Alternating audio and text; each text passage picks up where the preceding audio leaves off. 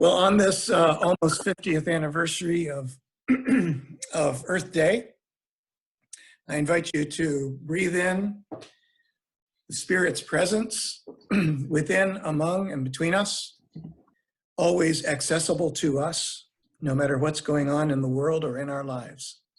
So I hope you all had a chance to look at least a little part, if not everything that Michael and I did in our interview this past week. I thought it was jam-packed with wonderful information. It could be viewed twice. I got to view it. I participated, and then I got to view it again this morning, Michael. There's just so much beauty and wonder and wisdom in everything you had to say. I'm just going to go ahead and open it up for anybody who would like to start us off with a question or a response to Michael. Virginia? I was very impressed with your initial quote and saw that my bias was working when it changed from Donald Trump to Barack Obama. Thought that was a very good exercise. Mine too. I also think it's very helpful, and I'm going to listen again and again, in particular talking to people who do not have the same political outlook as I do, and different, almost the tribalism concerning the president. Michael, feel free to join in with any kind of response that you'd like to offer anytime, or we can just continue to provide some questions and responses to Michael and then give him a chance. Yeah, so it's maybe a little bit easier for me to talk about, to quote Donald Trump and Obama, because I'm not from here. So I take the position of being an observer. I don't vote because I can't vote yet. So I think you picked up rightly. I was trying to highlight how we can fall into a degree of tribalism that just completely obscures any value in another person, even be it a policy or a word. And I think in the presentation I alluded to being immersed in an environment where you have two tribes who are prepared to kill each other, and also living through to the point of reconciliation where those two tribes can eventually come to the table and decommission their arms. So nearly it's a full cycle of how far it can go, and also the potential for it to come back again. So I'd made a few notes. I watched the presentation again. My dad watched it. He's 91. He was more impressed with you, Jeffrey, than he was with me. He was fascinated by you. My father studied theology in Glasgow University in 1947, so he's a few tales to tell. But I think, so what I didn't include is a phrase that I really love, and that is, peace is a fire. Peace is a fire. And what I mean by that is it's actually easier to pull the trigger. You know, these men in Ireland would have got 17-year-old, 16-year-old, 18-year-old children to go out and commit assassination because it's easy. Actually, what is harder is to maintain peace. And it's not a passive engagement, it's a fire. And I think people make that mistake when they think of reconciliation. Reconciliation is very active. And as Viktor Frankl said, you know, you need to be able to face the burning in order to shed the light, or to shine light. There's an element of that as well. Yeah. How about some just very personal and direct help? My sister-in-law is the most wonderful woman in the world, and we disagree on climate change, on all matters of politics, and so we don't talk about it. But I think we should talk about it. How in the world do we start a conversation? Well, you asked me to be direct. The first thing I could help you with is to remove the word should from your life. Okay. So if you think of happiness and health, if you were to remove that language completely from your life, you would start to experience a different aspect of life. There are no shoulds. You might have a need, feel that you have a need to connect and communicate, but I would say you also want to tune into what her needs might be. I think it is very, very possible to cohabit environments and have extremely different views. My brother is a evangelical Christian, and he holds views that I would, if he wasn't my brother, I probably wouldn't let him in my house. But we find reconciliation in allowing each other to be. Mhm. So what we try and connect on is on love and connection. It doesn't mean that some of his views I really find difficult to understand, but it doesn't obscure the love. And I think when the connection is there first, then you have an opportunity to maybe move towards a toe-in dialogue. But, you know, why people hold particular views are deep and complex. And also, you know, if you're bringing it back to the times that we live in, I think I mentioned in the presentation, there is profit in division. You know, just say when we look back in this period and we find out that foreign agents did conclusively agitate with these factories of misinformation. What genius to take the people of America and have them at each other's throats. I mean, that's better than a nuclear bomb in some way. You know, to distort the very values that the country were built on, that's genius. So I think to step back from that and go deeper. So people talk about the environment, or sometimes talking about it again to me then. I think the only way to make serious change in the environmental issue is to have a shift in consciousness. You know, we're in a time when everyone has an ideological view how to save the planet, and it's becoming more and more, if we just fix what's out there, but what about fixing our own issues with ego and aggression and hatred, and, you know, what about those things? I think you need a combination of both. But if you take ideologies that were founded basically on helping other people and then descended into genocide, you could argue that there was something wrong in the individual consciousness, that desire to initially help ended up manifesting in something that was quite apparent. Sounds hard. Peace is a fire. Peace is a fire, and you know, I think I mentioned in the presentation, you know, often when people have a degree of awareness in a conflict, it's why do I have to make the move? I'm wounded, I'm hurt, why should I? And you know, it's because you're aware, you've become aware. You know, so you're aware that you could make a step, but you're not prepared to do it. That's worse than someone being ignorant, in my view. It doesn't make it any easier at all. You know, but this is, I would say, this is your karma. You have an increased level of consciousness that means that you're prepared to come on a Sunday morning and discuss how can we connect with people that we disagree with. Yeah, you have that awareness, and now you are obliged to do something with it. You know the expression "ignorance is bliss." Yes. See, the thing about sectarianism and bigotry is it's easier. You know, when I grew up, I remember a councilman, it would be like a congressman, except smaller, said they should get an incinerator and burn all Catholics.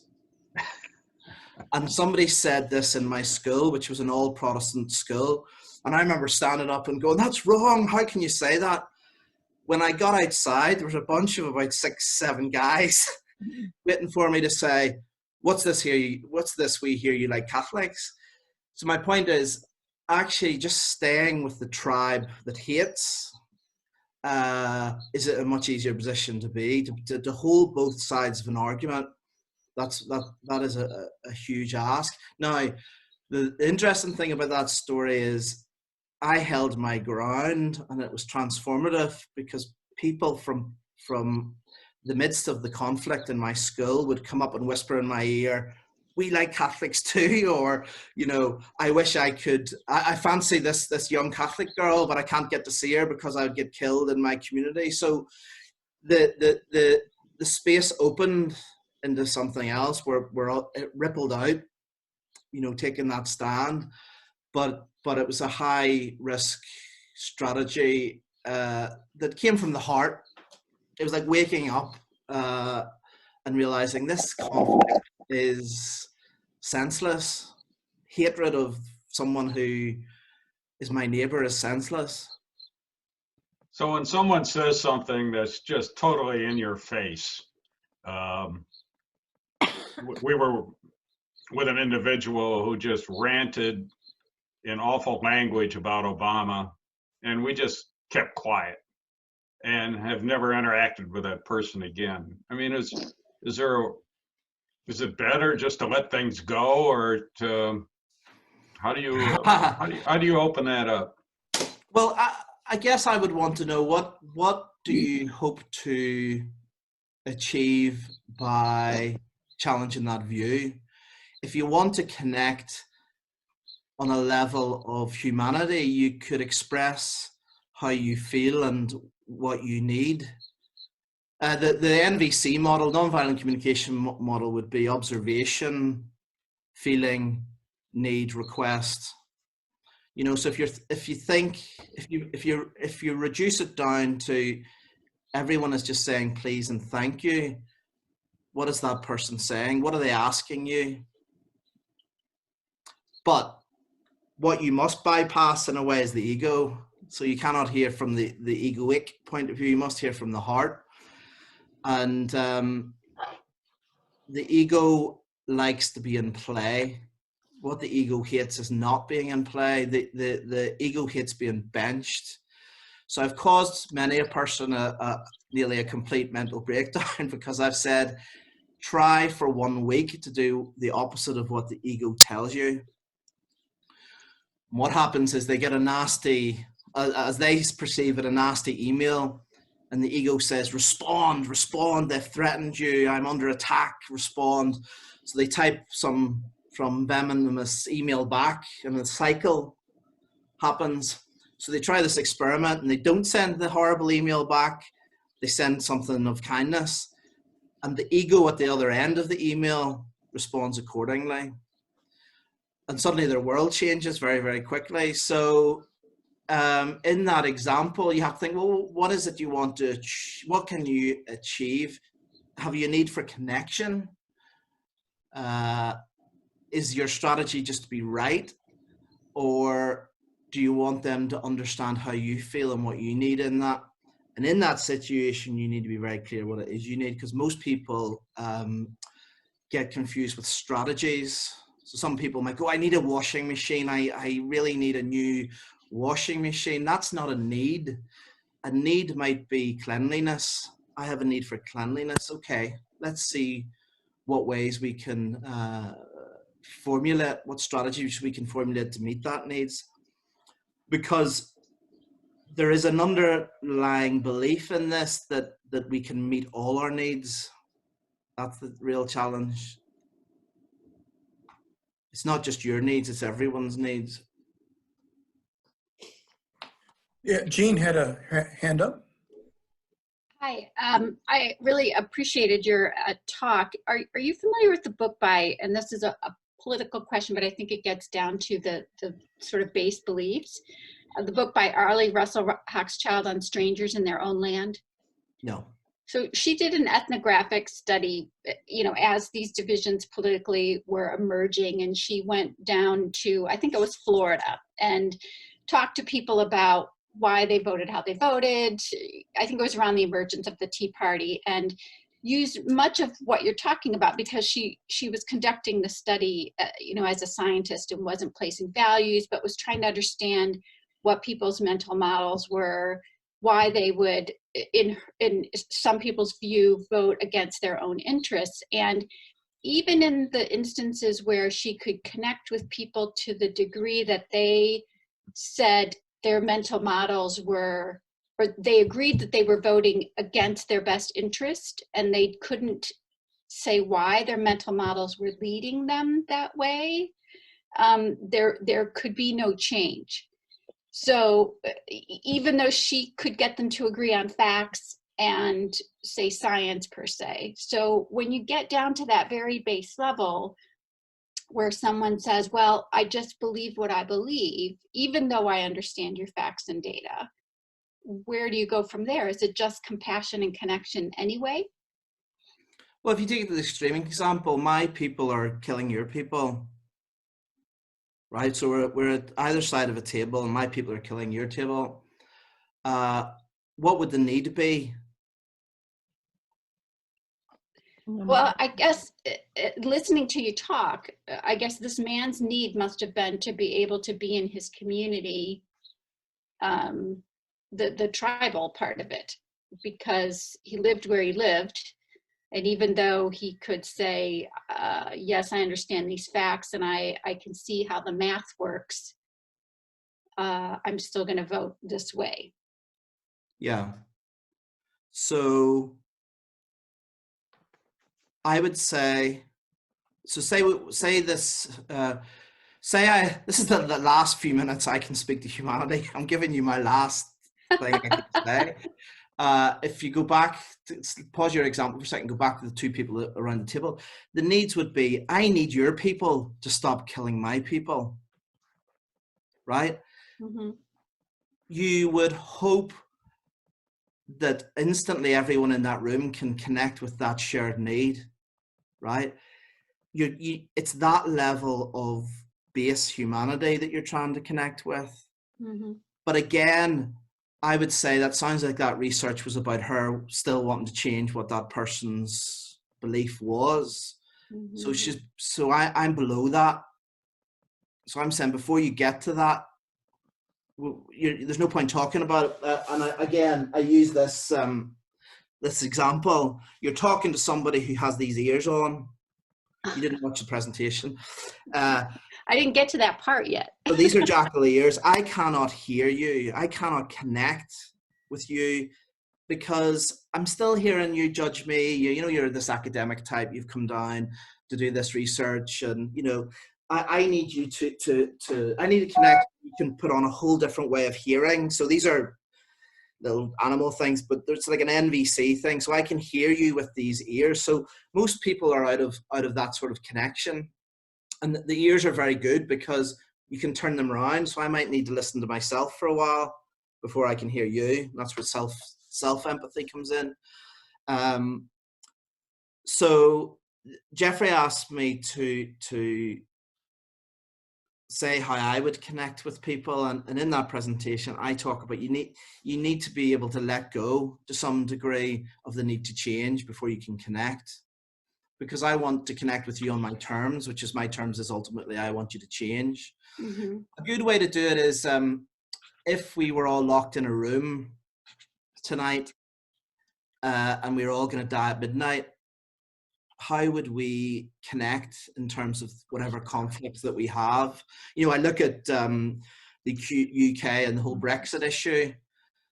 You know, I haven't heard Brexit mentioned once during COVID. You know, these sort of issues suddenly are pushed away.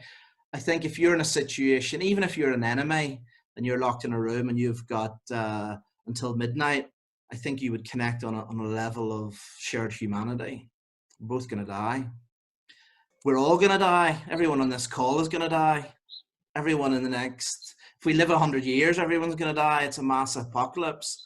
But we're completely unaware of that. We live our life. You know, people talk about climate change and the worries about that, but they are completely unconcerned with their own what's the word I'm looking for? Finiteness. Finiteness. Finiteness, thank you. Um, So it's hard to take each example, you know, in terms of belief, but I can certainly talk generically in terms of need. But in the presentation, I talked about how we live in a society where we're not conditioned to express our feelings and needs in a true way. See, people confuse needs with neediness. A need is what is absolutely alive in me in this moment. And I hope that you can connect with that. So if two conflicting sides were conflicting, Marshall Rosenberg used to say, if you can get one person to acknowledge a need and the other person to acknowledge that need in that person and vice versa, then you can resolve the conflict. But it might take 35 years to get to the point where you can go, I want your people to stop killing my people, because they believe that if we keep killing your people, you'll stop killing our people. That's the tragic. I'm saying, please stop killing my people. And how I'm going to ask you to stop killing my people is I'm going to kill your people. That's conflict. That's the tragic, suicidal ways that we try and get our needs met. I want you to tidy up, so I call you a slob. Yeah? I criticize you and judge you because I want you to do what I want. Right? So you're cutting through judgments and criticisms and connecting on, you know, I get the sense that you're a bit stressed coming in from work, and, you know, I can see that, and that must be difficult for you. And moving on the conversation, you know, cleanliness is important to me. I wonder, you know, after you come in from work and relax a while, would you be willing to help me? The cleanliness argument's always used because people, partners are usually partnered with somebody who's tidy and somebody who's messy. It's sort of the basic relationship dynamic that causes a lot of conflict. I think I just heard Vince laugh from the living room. There is, in Zoom, there is a raise hand option at the bottom of the screen, and you can use that, or you can also just wave your hand. And Liz Kunkel has used the raise hand option. Liz? And there's my hand. Hi, Michael, my name's Liz, and I wanted to say thank you. Thank you so much for doing this. I just listened to the video presentation that that you and Jeffrey did, and it's so amazing. It's so impactful, and I'll encourage everybody in this meeting, if you haven't seen it, take the hour and do it.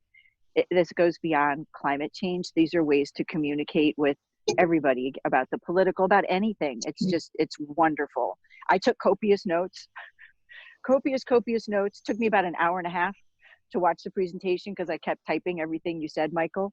And I also love, even though you included so much helpful information and, you know, anecdotes and tips and all of it, brought it to life, but then still distilled it at the end into just 4 simple ideas.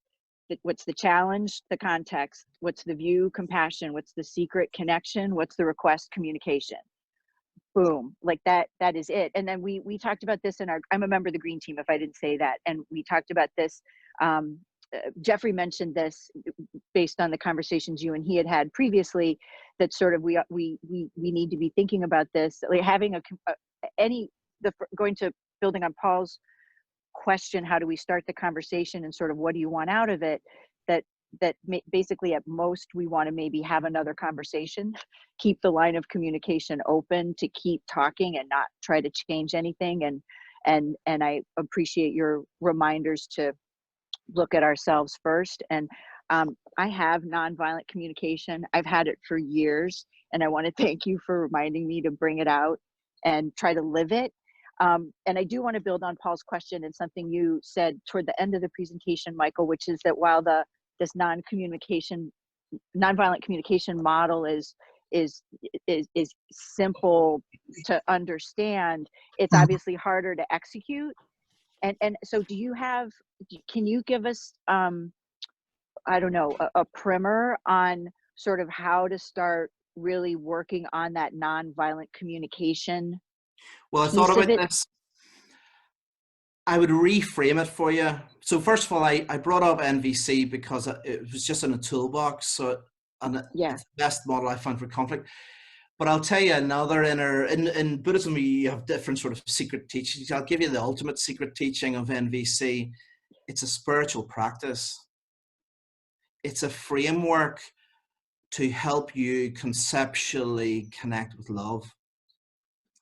So if you think of it as a model, that's a big ask, right? So how do I love one another? How do I love my enemy? Well, this is a conceptual model that's actually masking the spiritual truth. And the spiritual truth is one of deep connection with oneself and the other person. You know, the thing about tribalism, again, and when you were speaking, reminded me, you know, some people just hold a view because it's the tribal view. I might be in a dialogue with somebody and they might, if I was politically minded, they might just take the opposing view because it's part of their tribe, right? This is a spiritual model to go deeper, deeper, deeper. And there's many, many models, I'm sure, that can help, like prayer or whatever it is that one does to sustain one's capacity to love another. This is one model. It just happens to be a very practical model because it starts on the level of language. So, I use that example about shoulds. That's a very powerful example. If you try that, feelings, needs, observations, these are very accessible areas of language that come up. You know, when I said to Jeffrey, when I present on nonviolent communication, for about a week afterwards, I'm like, oh no, I'm so judgmental, I'm so critical. But I was like, I'm above all this. But it's just pervasive. You know, I had an extremely critical parenting environment. You know, judgmental. That was the language, right? So as a therapist, you're trying to unlearn that language. In NVC, you're trying to unlearn the way society works. You know, we ask for things with an insane language. So I think, to answer your question, I think it's the view. So we think of the view would be, this is a spiritual practice. This is what I'm conveying from Marshall Rosenberg. And the quick way in is to look at our own needs. So to become needs literate and feelings literate.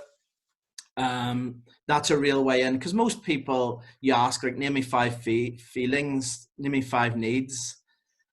If you got 3 or 4, you'd be doing, I feel happy, I feel sad, I feel angry. But in that presentation, there was a slide that had, I don't know, 40, 50 needs that have been very carefully thought out. And it's the same with feelings. So it's a little bit of nuance in our experience, because we illuminate the other. Once we can think, wow, yeah, I had a real desire to be right in that conversation. Maybe they do too. Are you saying this about Obama because you have a need to be right in this? And, oh, wow, yeah, right. Suddenly it opens up. But the example of the guy, Daryl, who approached the KKK, Exactly. He asked the question. He genuinely wanted to know, why do you hate me? Right. What is it? And from that, it was like, they went, yeah, why do I hate you? Actually, I don't hate you. I've just been conditioned, and as I was born into this white supremacist environment, I didn't really think it through. So Right.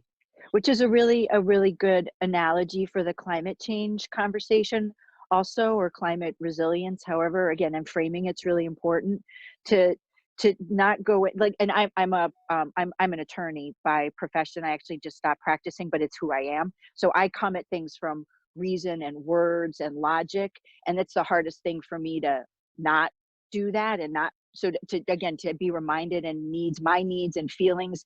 It's hard to talk about feelings, but it's also easier because it's universal, and you're just trying to connect. What's their need? What's the fear? But I also like how you, again, just real quick, I love that you brought Alan Alda into your presentation. God, love Alan Alda. He makes a lot of things accessible for people. So thank you for just touching on so many aspects of it and making it relevant for us. So thank you. Thank you. I would say you can ditch feelings in a conflict. So you won't go, are you feeling you want my people to stop? You go straight to the need. Needs. And Got it. Yep. If you guess a need, people will usually correct you. Right, right. I like that you said that. Like start with something and then it gives them something. No, not that, but that. And it still opens the conversation. Yeah, yeah. Yeah, I Very like much it. Thank you. pleasure. Thank you for that.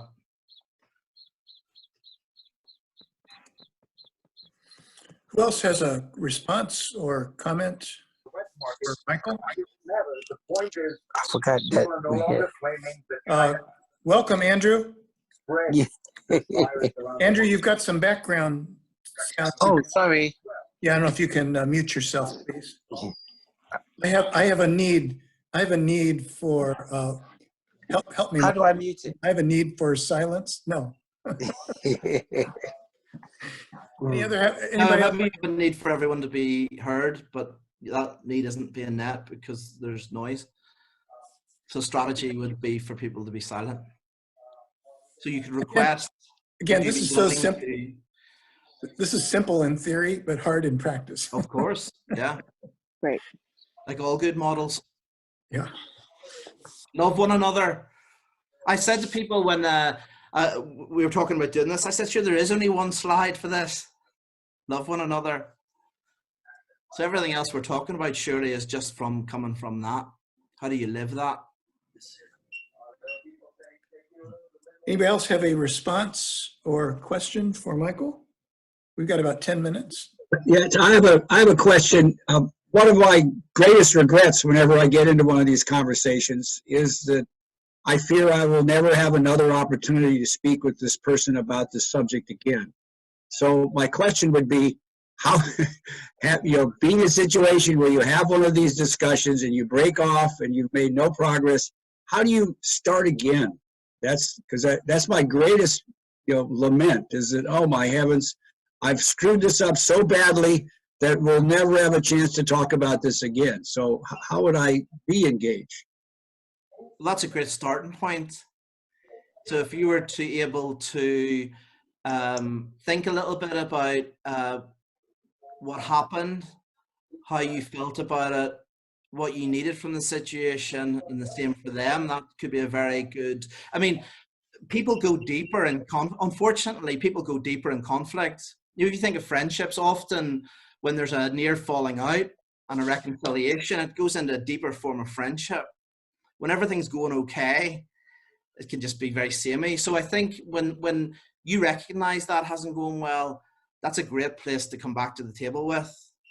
It's nearly acknowledgement. It's nearly like, look, I know, I have a need for connection, and I felt that in that conversation, it really didn't meet the need that I have to connect with you. I'm wondering what was alive for you in that moment. I'd really love to understand. I'm using very clunky language. It's not how we would speak. But there's two forms of this. There's the model that one learns. So observation, feeling, needs, requests. And then there's the language that we would use to articulate that. So a bit like, you're never going to say to somebody, I wonder, would you be willing to tidy, you're going to say it in your own way. But the point is, I think a little bit of self-reflection and connecting into what is alive. It sounds like that was a very alive experience for you and a very strong desire to go back and reconnect. So for me, that's a great opportunity to go back and say just that. Once you work out what the needs were and what the feelings were, and also to be open to hear what it was like for the other person. Thank you very much. That was very helpful. Thank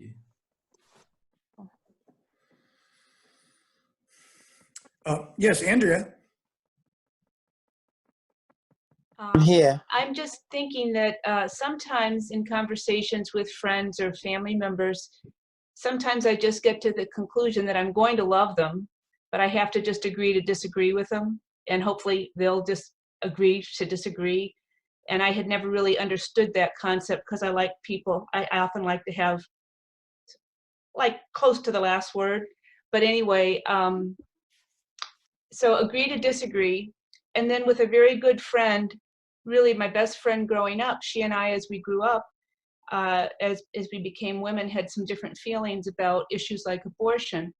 And at some point, I just realized my friendship was way more important than talking about this issue ever. And so I don't ever talk about it with her. And, but I still think we have a lot of mutual respect. Yeah. So I think absolutely the issue is then if you wanted to change her view, if you can let go of that. But I think the challenge on this particular brief is, well, ultimately there's a belief that people's behavior change will maybe save the planet. So there's a tension here between a view that, like, for instance, if I wanted someone to stop killing other people, it's harder to disengage from that and just accept that they're killing people. So I think that your starting point is the jumping off point. But then how do we work with people who really, that we're in a situation where we're in an armed conflict with them, and there is a desire for them to do something different. So yeah. But what right is it of me, one individual, to try to change somebody else's perspective? We can talk with somebody else, give our perspective, but who's to say I mean, obviously we think we're right?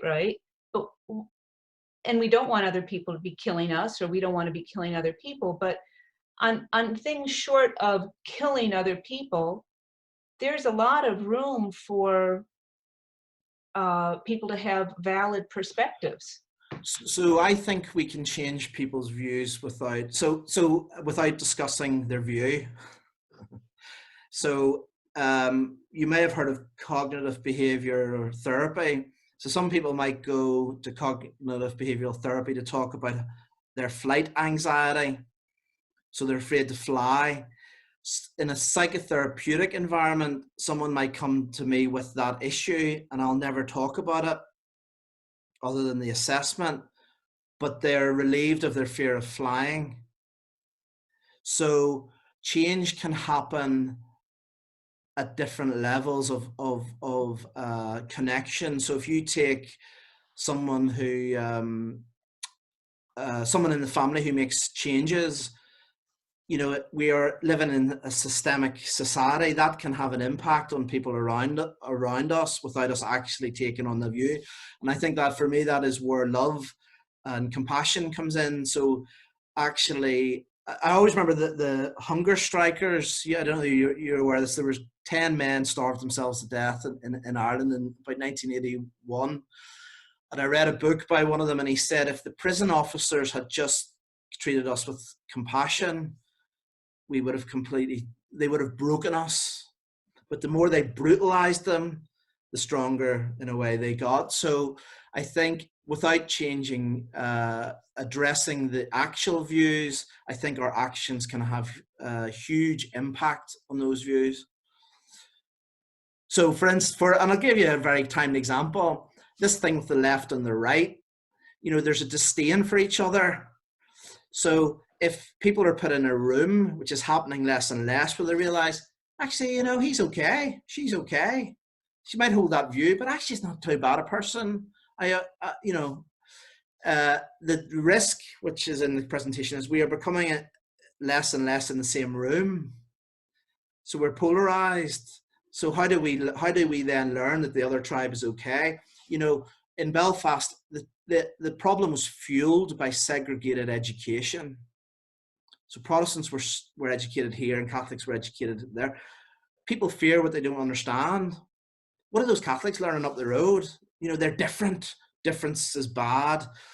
So I think exposure, being with someone and somebody realizing, actually, this person accepts me, connects with me, then you could get in a position where your love and compassion has an impact on their views, because you're assuming that, or we all, I think, assume that we have a view that is coming from a place of love and compassion.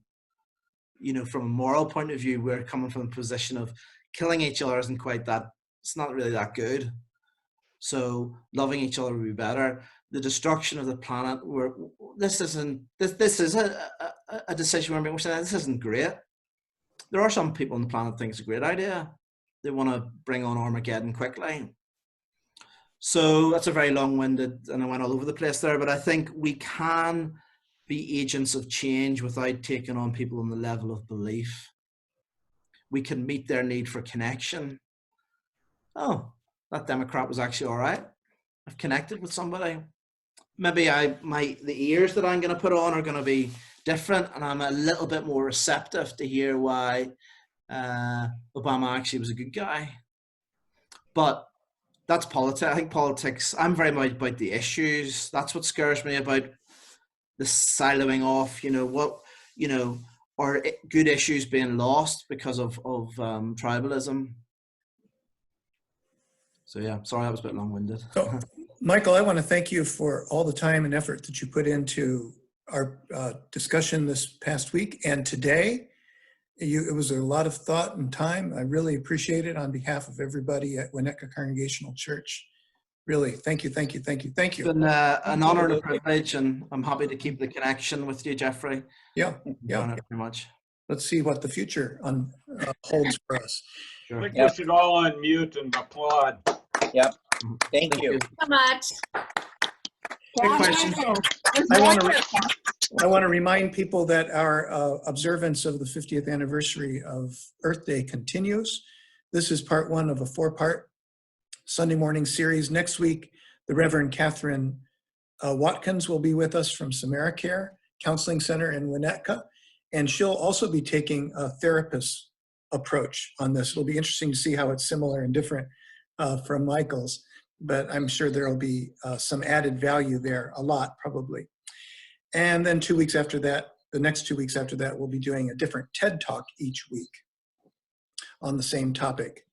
And then the Sunday after that, we have our wrap up for this program year for spiritual enrichment. This week on Thursday is an ecumenical Green Team education event. Liz and Steve and other Green Team leaders have helped put together with folks from Kenilworth Union, Temple Jeremiah, Church of the Holy Comforter. It's Thursday at 7 o'clock on recycling. Mary Allen from Swank will be our presenter on Zoom, of course, and all the information is in the messenger on that. Liz, anything else about that? No, just please attend. It's going to be sort of an update on recycling practices and policies in Illinois. So, and there are some changes. Mary's a really good speaker. So I encourage everybody to attend and register for the event in advance. There's no cost, but just to give Mary an idea of who's attending and to manage her time accordingly. Thank you. And then the Wednesday after that, the 29th, we're going to put together a little program and community conversation about the relationship between the pandemic and the global economic slowdown and the environment. Wow. And what is the lesson that this is teaching us right as it unfolds right before us? And as we come out of the pandemic in the future, how might we change policies and practices in a way that makes our planet more habitable and sustainable? So all that information is in the Messenger, our church newsletter. Again, Michael, thank you. And thank you all for participating. And we'll see you at 10 o'clock for worship. Peace. Thank you. Thank you. Thank you. Michael. Bye. Thanks, Michael. Bye, everyone. Bye, everyone.